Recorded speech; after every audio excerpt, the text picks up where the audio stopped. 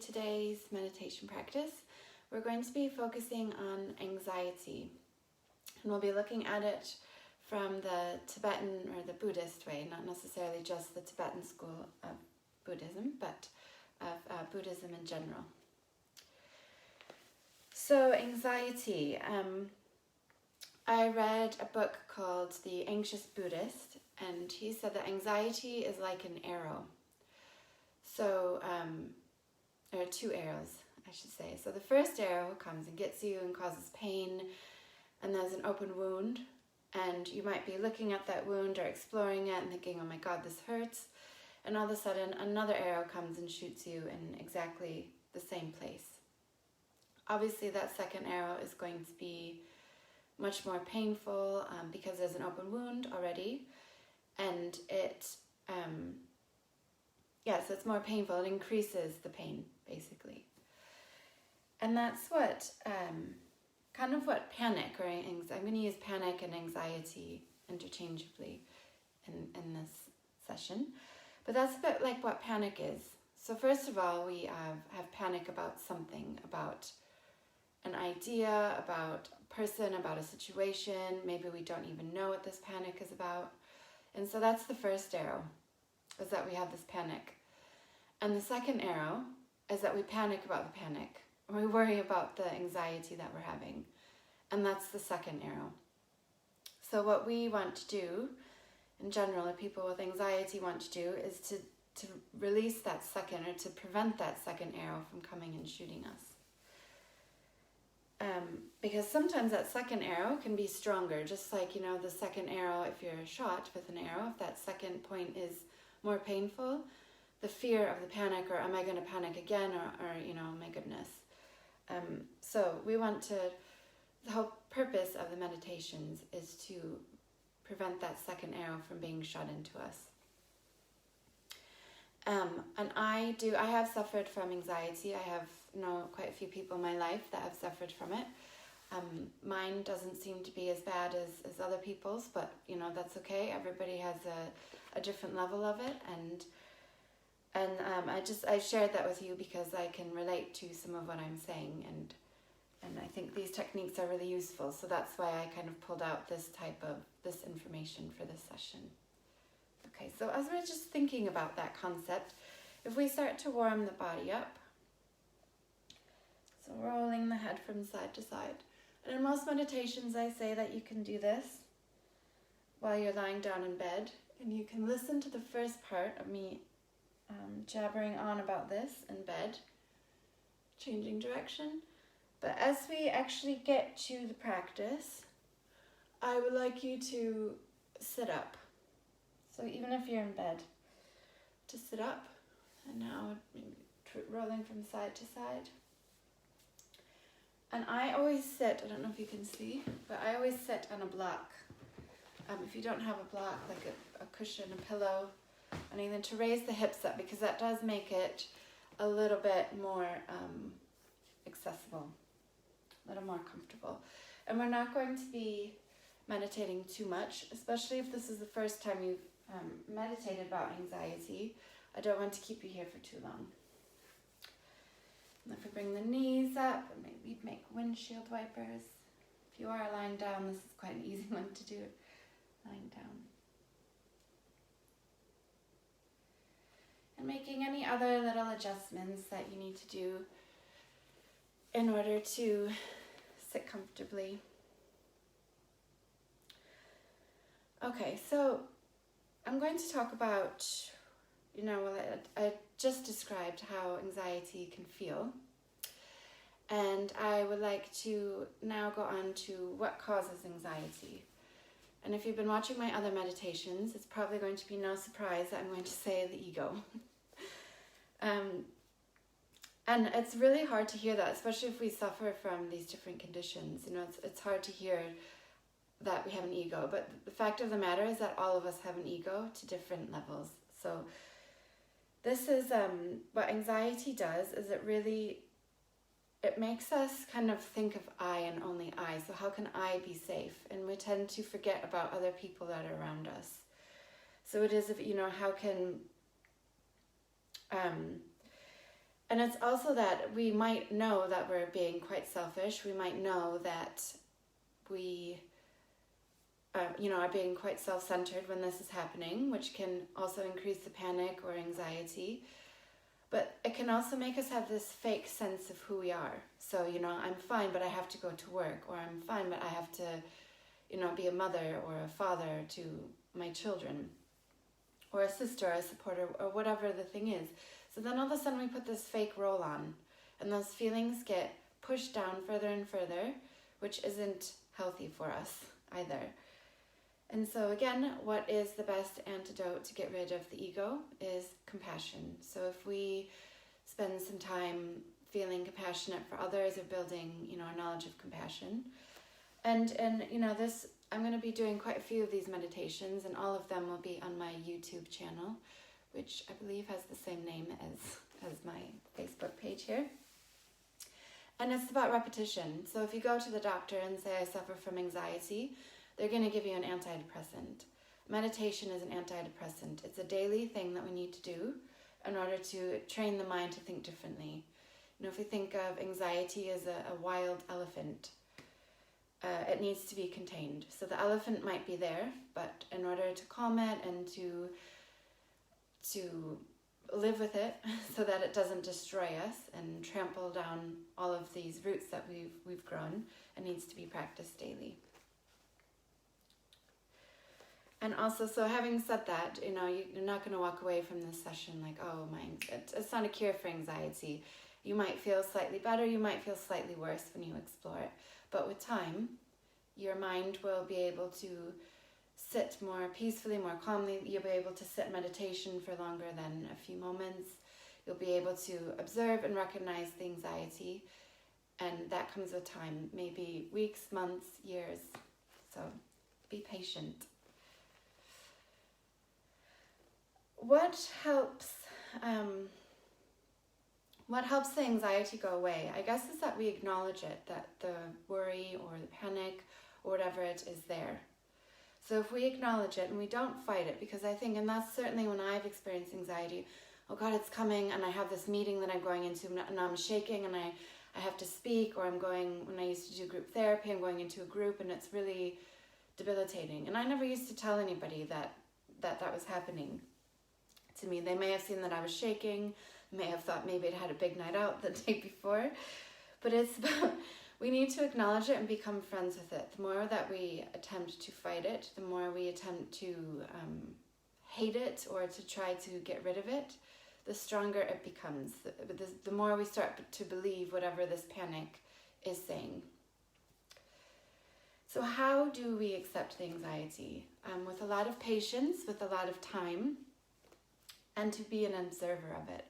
So part of the meditation that we're going to do in a bit, if I don't talk too much, is about being an observer of our anxiety. Okay, so we don't want this wild elephant to go around the whole of the world destroying everything that we have all, in the mind. The mind is huge, right? We can make the mind think a million different things. So we don't want this elephant to trample everything.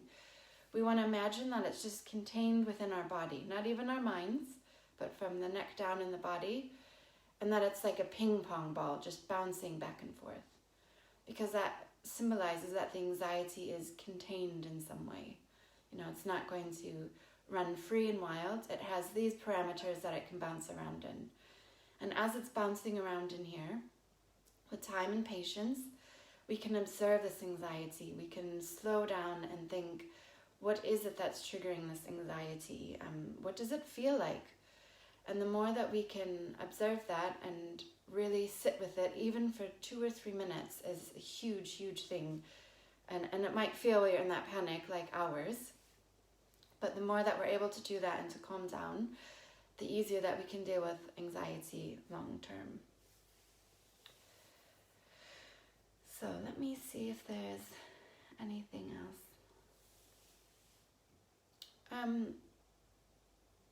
So I guess basically, if you look simply, and all of these people who write about anxiety and panic attacks and all of these things, they, the format is you acknowledge the worry or the anxiety, You acknowledge that there's nothing you can do about it right now. Maybe there is something you can do, but a lot of times anxiety, especially if we don't know where the source is coming from, we can't do anything about it, and then we let it go. So, simple, right? It's the letting go bit that's incredibly difficult, and it takes a long time. So let's, I guess what, the purpose is to simply to be. And that's what the letting it go bit is that we're accepting that we're suffering from some anxiety right now. And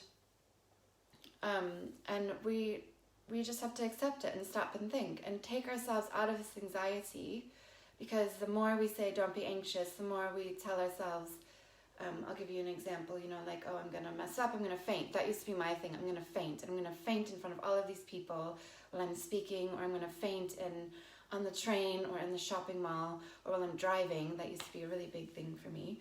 And I'm going to faint and I'm going to die, and are people even going to know? And it's this thing, and all of a sudden it becomes worrying, and then the vision becomes, blurred and blocked, and you start to believe it, like, not I wonder if, but I am going to, and it's a horrible feeling. So we need to step back from that, which is really difficult to do. But with practice, this is where it happens. So just stop and think. It's we just want to be right now. So obviously, if I'm driving, I can pull over sometimes. Normally, it happened on the motorway, which was really unhelpful. But if you are driving and there's a place to safely pull over, close the eyes. And think, acknowledge the panic. I'm panicking right now. And then think about things that make you happy, that totally take your mind off of the panic, or things that make you feel relaxed, or a person that makes you feel really relaxed. If you're at home watching a meditation of whatever kind that you feel calming. Okay. So before we get to the actual practice today, as per usual, we want to generate compassion for other people and ourselves as well, but the 4 immeasurables is about all beings in general. So while I recite these, if you would like to make yourself comfortable in a seated position, and we're not going to be here that long, so 5 minutes maximum, and finding a position, telling the body for 5 minutes they can handle it, with a straight spine. And the hands, if you'd like to place your thumbs together and the fingertips, and then placing them down by the stomach or resting them on the lap in whatever way is comfortable for the 5 minutes. May all beings have happiness and the cause of happiness. May they be free of suffering and the cause of suffering. May they never be dissociated from the supreme happiness, which is without suffering. May they remain in boundless equanimity, free from attachment to close ones and rejection of others.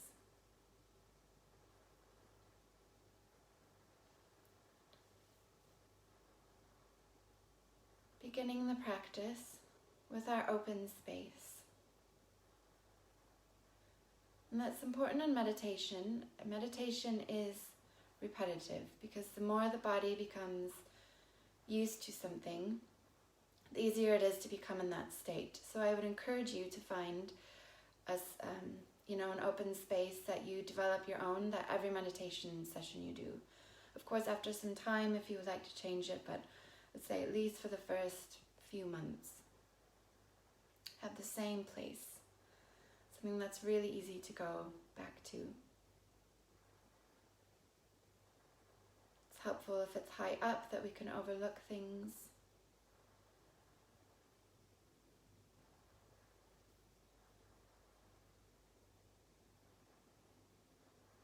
We're going to spend a bit more time on the breath in this open space.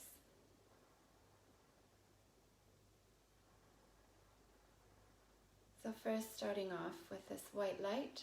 So as we inhale a white light of calm today, of calm and trust. We trust ourselves, we trust others around us. That helps us feel calm. We can relax. The panic goes away.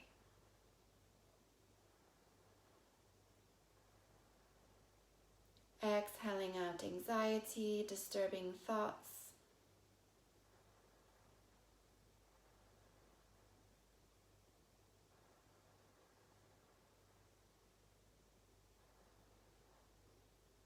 Inhaling the sense of calmness, but of happiness as well. And happiness can mean whatever it is. Not this person that's constantly bouncing around, but a person who is undisturbed by outside events.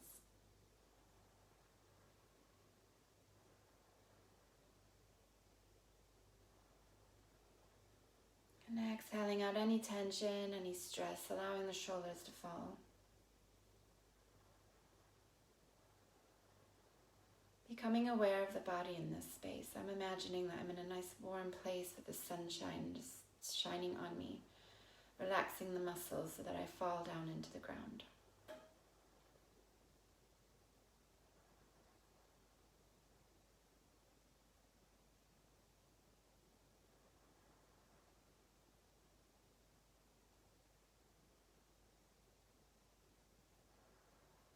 And recognizing that the mind might be wandering. It might be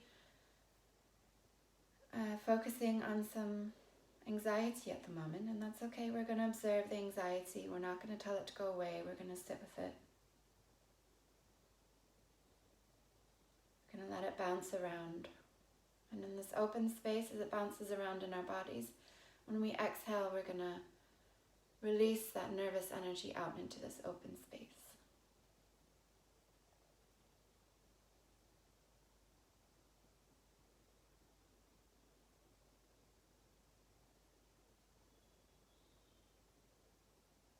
If you imagine anxiety as an elephant, you can even imagine the elephant calmly walking around, feeding off of the thorny bushes that are around.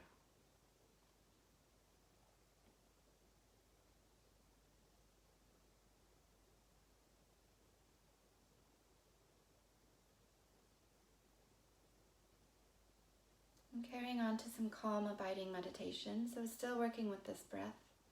We want to increase the breath. Doesn't matter how much, whatever it is for you.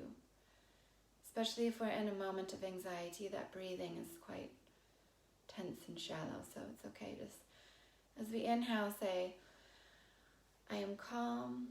As we exhale, I am happy. Or I am calm.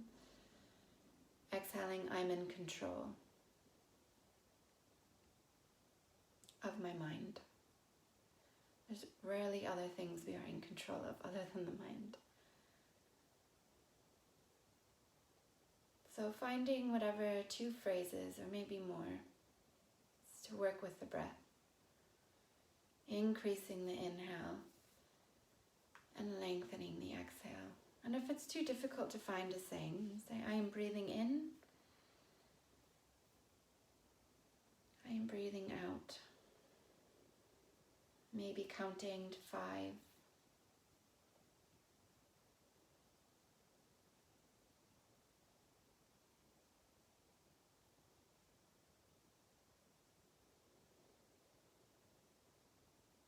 Trusting the breath, trusting the body, trusting the elephant is going to stay over there calm.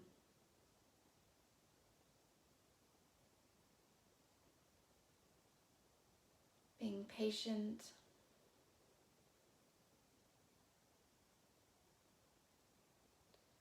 Forgiving the mind for bouncing around. Bringing it back to the breath.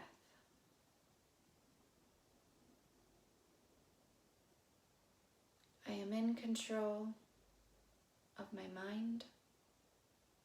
I am calm.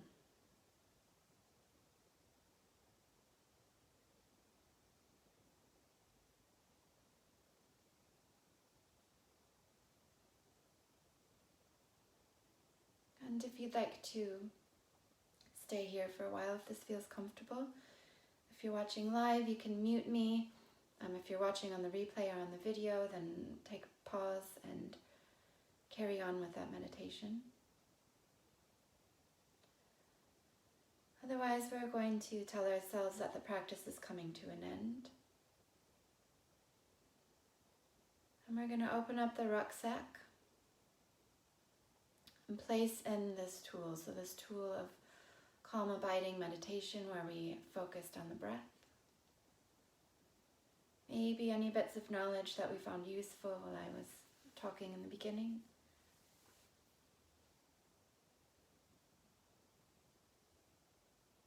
Placing in the picture of the open space where we are right now. The feelings of calmness, happiness. Or maybe the feelings of contained anxiety, and remembering that we do have the power, we can trust ourselves, we do have the control and the power to contain this anxiety so that it doesn't overcome us and run our lives.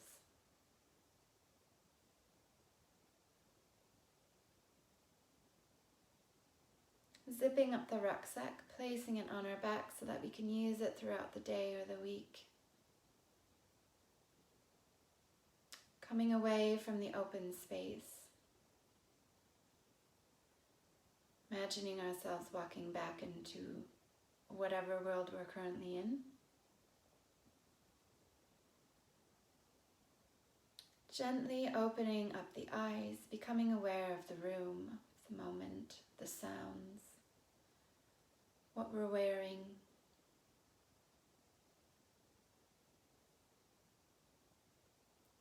And to help develop the compassion for others, think of one thing that we're going to do that will be kind to somebody else. As simple as smiling at somebody on the street, or as elaborate as you like it.